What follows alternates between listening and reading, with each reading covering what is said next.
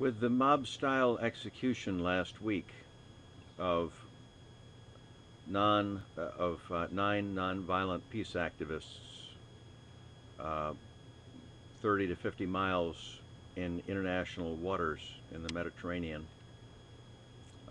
execution by Israeli agents, commandos, allegedly acting in self-defense, uh, including putting 4 bullet holes in the head of one of the American activist and 1 additional bullet in the torso for good measure.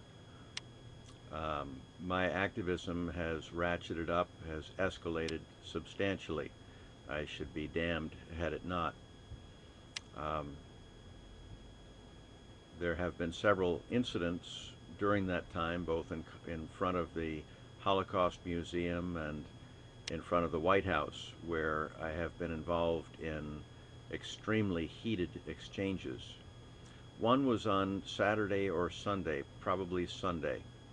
As my shift was ending, a gentleman who I'd not seen before arrived with 2 very large banners, which he lay on the street somewhat in front of the vigil.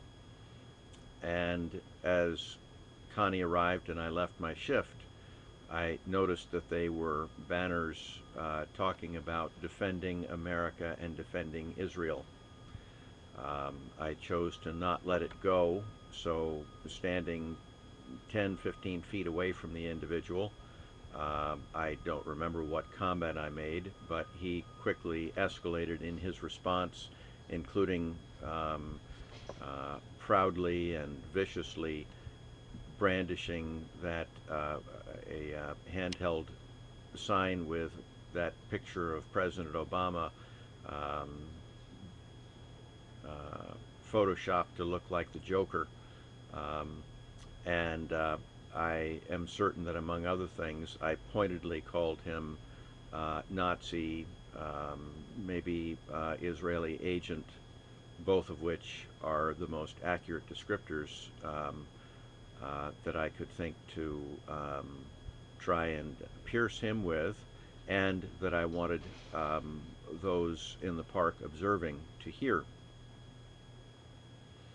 This morning, about 9:30, one of the 3 Secret Service thugs that takes great delight in antagonizing and attempting to intimidate Connie and me regarding the vigil. This has been going on for probably 1.5 years, maybe 2 years. Rode up on his bicycle, arrived about maybe 3 feet from my shoulder as I was sitting in my little chair on the ground. You surprise me, Stark. I think he used my name. You surprise me. I thought you were a peaceful activist, but I observed you the other day shouting obscenities in front of children. I thought you were peaceful. And then he went on to suggest that the reason that I and the Vigil are allowed to be in the park is because we're peaceful, and as though it is at his discretion, as long as he's pleased, to allow us to stay there, and when he's displeased, then we will go. That was the essence of the interchange. I asked him whether this was an official interrogation or not, and he declined to answer, indicating that, as I assumed, it was not an official interrogation. When I got off my shift, I politely went over to one of the officers in front of the White House and asked to speak to the officer in charge, explaining only that I felt that I had been threatened by a Secret Service officer earlier in the morning, and wanted to and was therefore confused about my legal rights, and therefore wanted clarity from the officer in charge. An officer came out. I vaguely recognized him. He was on a bike uh, was civil and professional, as all the other officers are. It's only the three that are continually thuggish. And I confined the 5-minute dialogue with him to my intent, which was to clarify what I was to understand my legal rights were at the White House. Was I there at the pleasure of the Secret Service? And he indicated that no, I was there based on whatever park regulations and or permitting regulations so allowed. Um, Thankfully, he observed the incident on Sunday that I've described during my rendition, where I did not in any way attempt to identify the offending officer. That was not my intent.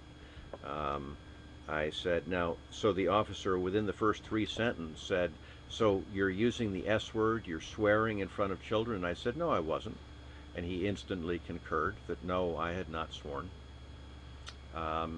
I told him it was I am extremely upset because of the execution of those activists and the lawlessness that the U.S. supports of the Israelis.